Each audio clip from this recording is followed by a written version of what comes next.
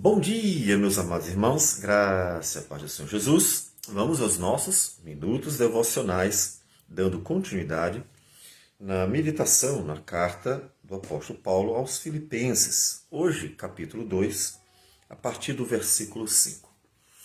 A vida cristã, ela é feita de vícios e virtudes. Virtudes e vícios. Na verdade, nós podemos dizer que a vida ela tem uma marca de vícios e virtudes. Por quê? Porque desde que o pecado entrou no mundo, o homem deixou de ter apenas virtudes. O que seria o vício? O vício é o homem que foi feito virtuoso, mas o pecado contaminou. Então ele já não mais consegue viver apenas a virtude. E então os vícios surgem. Os vícios são os pecados, que é exatamente a oposição à virtude. A virtude é o que é bom, o vício é o que é ruim.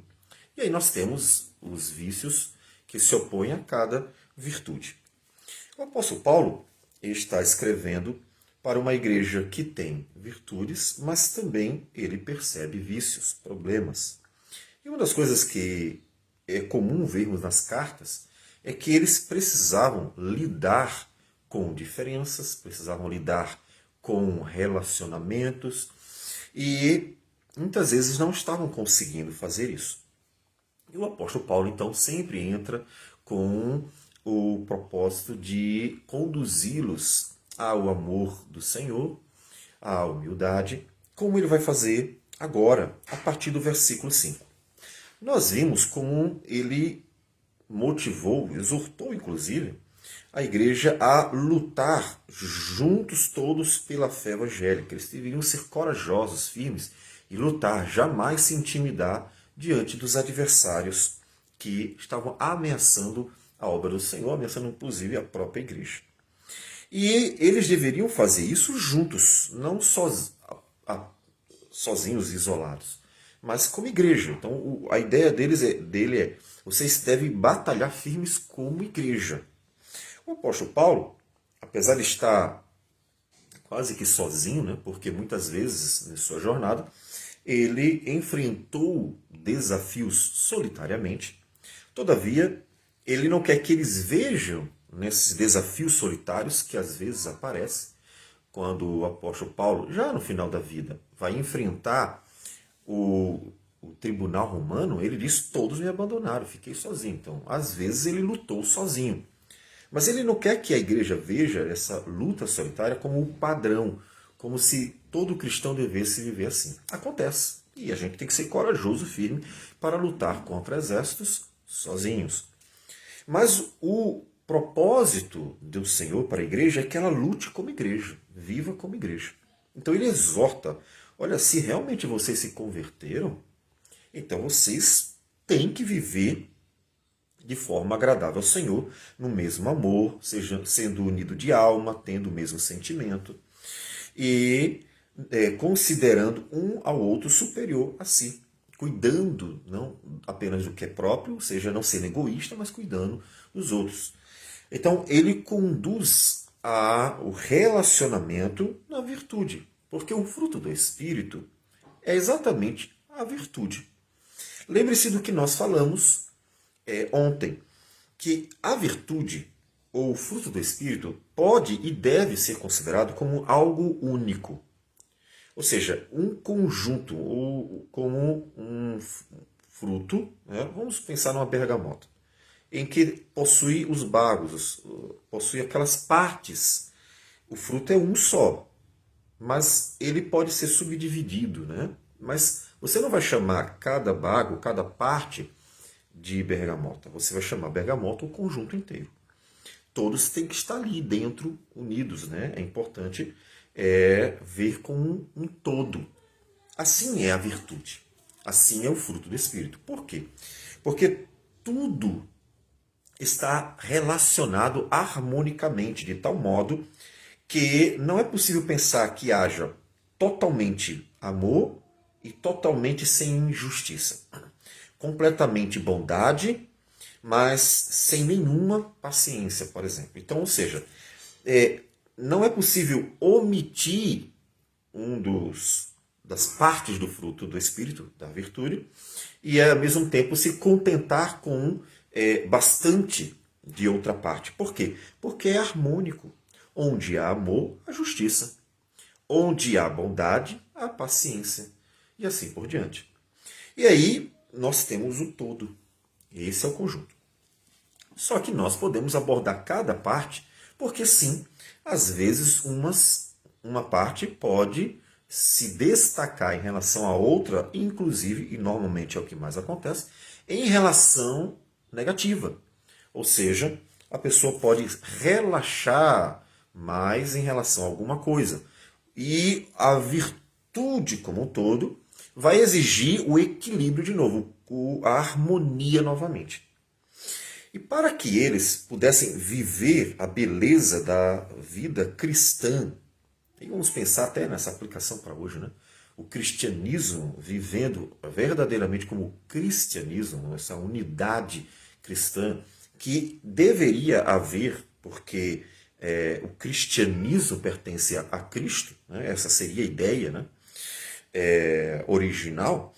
Para ver essa unidade, para que todos façam isso, é preciso que todos pensem nisso como um ato de obediência a Deus. E para que isso, portanto, seja colocado em prática como ato de obediência, ele menciona como Cristo, ele humildemente obedeceu ao Senhor. Então ele vai focar aqui na humildade, no esvaziamento de si mesmo, de Cristo Jesus como um modelo para o cristão. Inclusive, Jesus ensinou: aquele que quiser ser meu discípulo, negue-se a si mesmo. Foi exatamente o que Jesus fez e ele vai mencionar como um modelo a ser seguido. Veja então que em Jesus nós encontramos tanto uma obra que somente ele poderia fazer, ele fez e não se repete. A obra da cruz é algo próprio dele. Só ele poderia, só ele fez e não há uma repetição disso. Mas há também em Cristo propossadamente modelos. E até mesmo em ir à cruz, o autossacrifício considerado, tratado, é nos dado como modelo. Então o autoesvaziamento de Cristo é modelo para a igreja. E Paulo diz que é o caminho para que ela consiga viver a beleza da unidade como um ato de obediência a Deus. Não apenas porque se gostam, e aí que são as afinidades, né? Eu gosto mais de fulano, tenho afinidade com ciclano, é meu grupo de relacionamento, eu acho legal sair com fulanos e assim por diante. Não é uma questão subjetiva. Não é uma questão de escolha particular dentro de um subjetivismo. Nós gostamos, achamos legal e por isso fazemos. Mas como ato de obediência ao Senhor, e isso é preciso um autoesvaziamento. E ele diz assim, Filipenses 2, a partir do versículo 5. Tende em vós o mesmo sentimento que houve também em Cristo Jesus. Pois ele, subsistindo em forma de Deus, não julgou como usurpação ser igual a Deus. Antes a si mesmo se esvaziou, assumindo a forma de servo, tornando-se em semelhança de homens e reconhecido em figura humana. E a si mesmo se humilhou, tornando-se obediente até a morte e morte de cruz. Até aqui por enquanto. Observe, aqui ele trata o que ele foi traduzido como sentimento que houve em Cristo como algo objetivo, não subjetivo apenas. Porque o que ele fez é um ato de virtude. Não é apenas, como a gente já mencionou em outros momentos, sentimentalismo, mas é uma virtude, o que houve nele. E o que foi que houve? Então, Cristo é o padrão. Qual o padrão, o modelo do viver cristão? É Cristo. Você pode dizer assim, mas Cristo é Deus, Cristo ele nasceu puro, perfeito, ele é totalmente santo, nós já nascemos pecadores. Nós pecamos por causa disso e não conseguimos nos livrar do pecado durante a vida, porque ele está impregnado na nossa natureza. Lembre-se, o pecado não define o ser humano porque ele é um acidente. E eu chamo de acidente porque ele entrou e vai sair. Não é essência humana. A essência humana é termos sido criados à imagem e semelhança de Deus. Ninguém Nem mesmo o pecado pode tirar a imagem de Deus em nós. Portanto, é essência. Não pode ser tirado. Nem foi posto, nem pode ser tirado. Fomos criados com a imagem de Deus. Então, o que define o ser humano é sermos a imagem de Deus. O pecado é um acidente. Ele entrou depois da queda, né? Com a queda de Adão e Eva, e vai sair com a volta de Jesus, quando ele então transformar todos à sua imagem e restaurar, portanto, o que era na origem, a imagem de Deus. Então, o pecado é um acidente, não é uma essência, mas ele está presente enquanto estamos aqui como pecadores. Ele não vai sair dali enquanto não chegar o momento certo, que é com a volta do Senhor Jesus.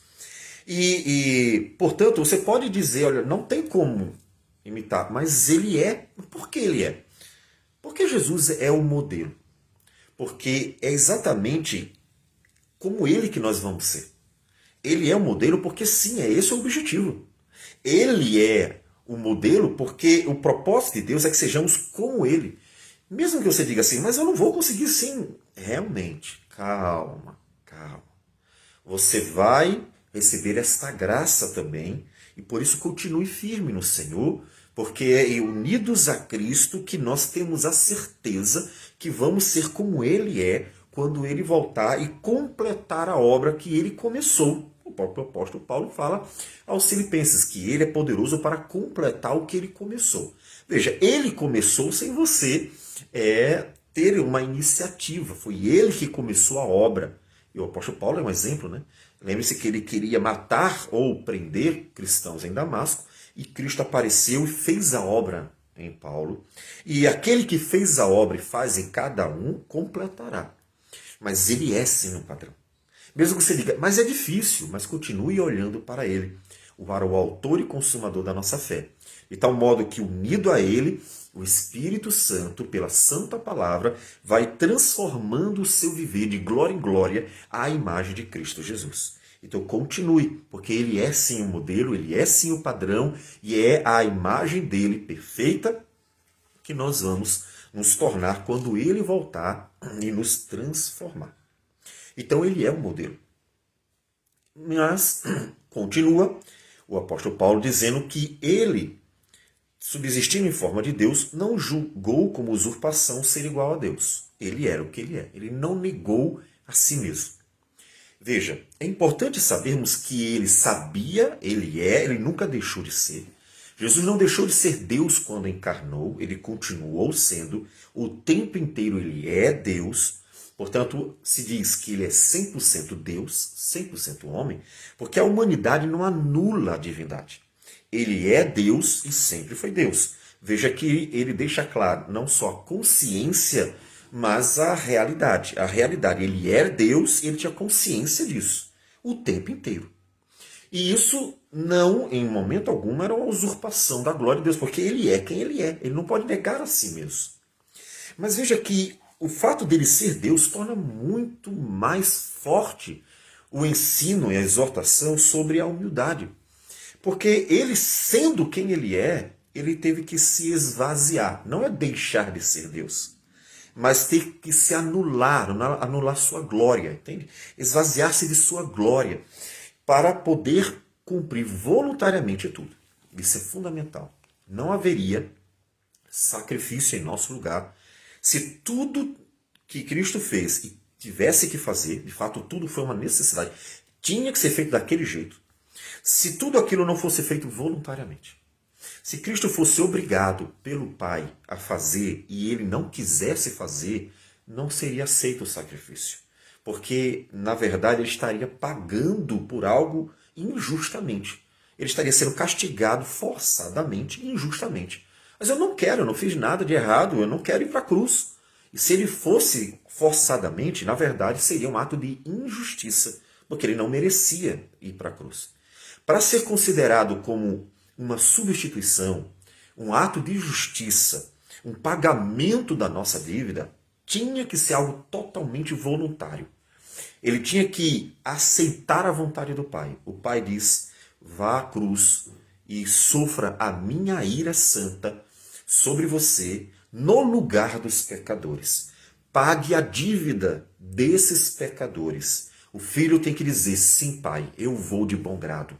E vou por amor ao Senhor e vou por amor aos pecadores. Se não fosse assim, não seria aceito, porque, como disse, não seria considerado como uma substituição justa, né? Mas uma aplicação injusta de um castigo porque ele não merecia. Então, tudo foi voluntário. Portanto, nós podemos ver na cruz, como o apóstolo Paulo diz em Romanos 5,8, o maior gesto de amor de Deus. O amor do pai por entregar o seu filho, o amor do filho por voluntariamente se entregar, tanto por amor ao pai quanto por amor aos próprios pecadores. E então ele foi voluntariamente. Por isso que ele esvaziou-se a si mesmo e humilhou-se a si mesmo. Porque não foi apenas uma humilhação obrigatória. Os pecadores foram lá e humilharam, né? Os homens foram lá e humilharam. Ou Deus o colocou numa situação de humilhação. Ele se humilhou, porque ele voluntariamente se sujeitou. Ele voluntariamente quis. Então não é uma questão de ir forçadamente. É uma questão de aceitar a vontade boa, perfeita e agradável de Deus. Então observe que o ensino que Cristo deixa com o seu exemplo é muito mais forte, porque ele é, o próprio Deus sempre foi, consciência plena, a realidade é essa, ele nunca deixou de ser Deus, e fez voluntariamente, não por obrigação, mas voluntariamente. Ele quis se sujeitar a isso. O que ele fez? A si mesmo se esvaziou, assumindo a forma de servo, tornando-se em semelhança de homens e reconhecido em figura humana. Portanto, a humilhação de Cristo não começa na última semana que ele vai à cruz. A humilhação de Cristo começa ao aceitar tornar-se um de nós. Então, a encarnação do Verbo é o início da humilhação. Na verdade, eu já considero, e creio que seria o correto, que a humilhação de Cristo começa com a história humana. Por quê? Porque a história humana, e aí vamos mencionar pós-queda, a história humana pós-queda relaciona todos os personagens a ele. Os personagens da linhagem, claro. Então observe, a humilhação de Cristo começa com a queda de Adão. Adão pecou, começou a humilhação de Cristo. Mas quem pecou foi Adão, não foi Cristo.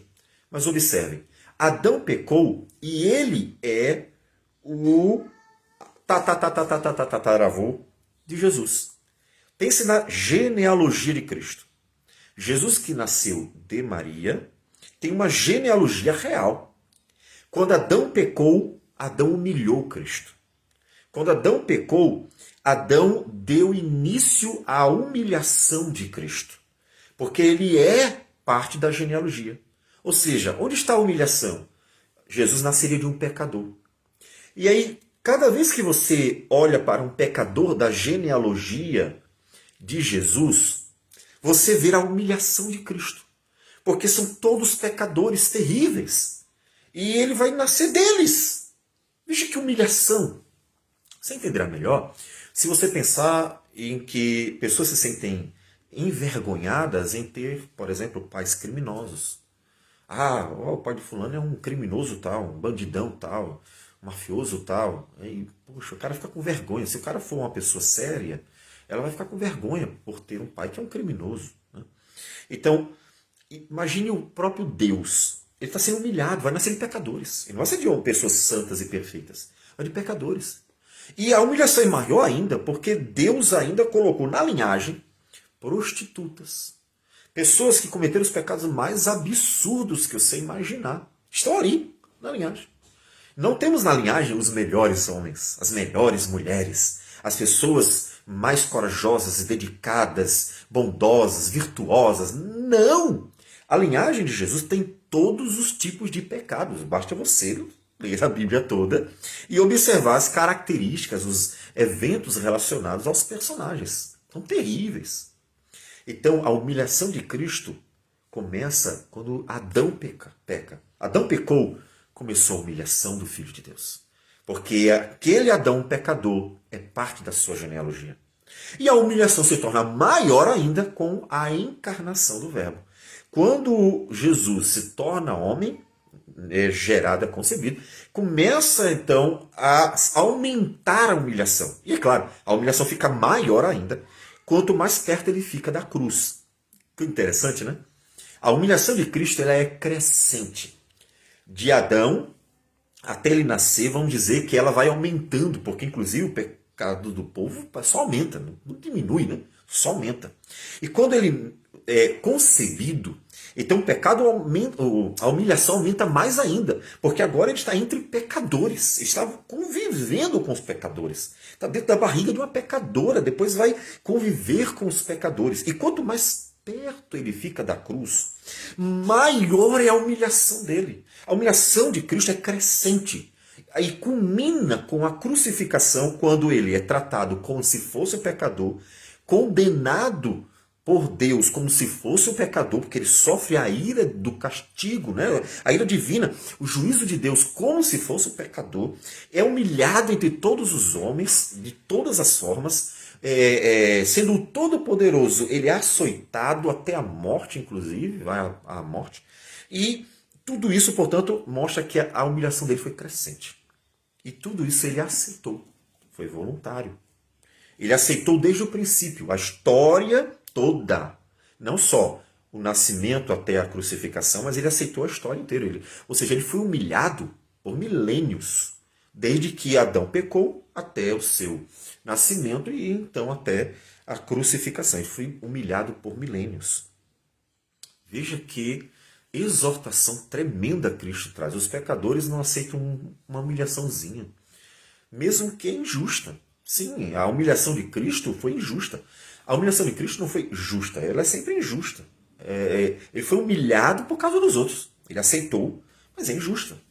E os pecadores costumam não aceitar. Então veja como o orgulho, a soberba, é odiado por Deus. Orgulho, soberba e arrogância não são virtudes. Eu sei que o pessoal tem dificuldade de entender isso, mas não são virtudes. São vícios, são pecados. É o oposto do amor, o oposto da humildade. Por que Deus odeia tanto? Deus resiste aos soberbos, mas dá graça aos humildes.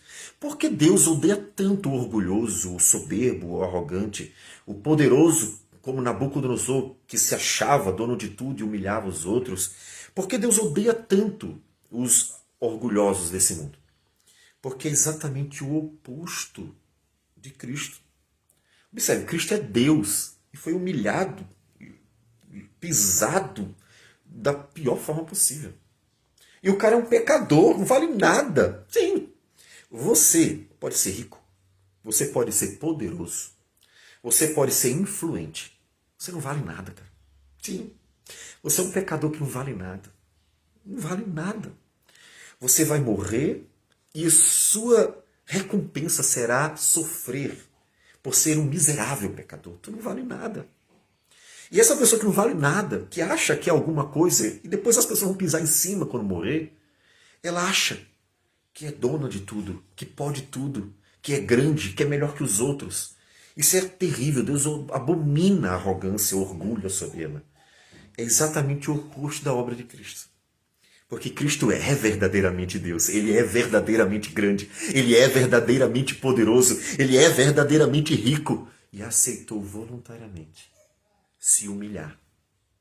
Então veja quão nojento tu é, quão terrível tu é em teu orgulho, soberba e arrogância. Tu não é nada. Então, a exortação de Cristo em sua humildade é tremenda, é extraordinária.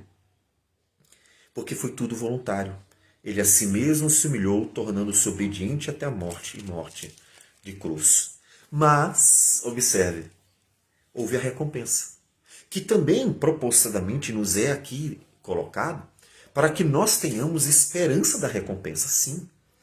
O que o apóstolo Paulo está nos ensinando por meio de Cristo, não é só para que você vislumbre, sim também, que glória, que sabedoria, que graça, que amor, que humildade. Sim, que homem tremendo, que Deus maravilhoso. Vislumbre a glória de Deus. Toda a humildade, todo o amor, toda a glória de Cristo. Mas não se resume a isso.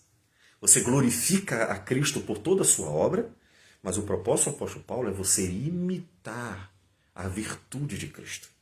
Portanto, quando ele nos fala da sua humildade, e ele quer que nós imitemos a humildade dele. Esvazie de si mesmo. Não importa quão rico você seja.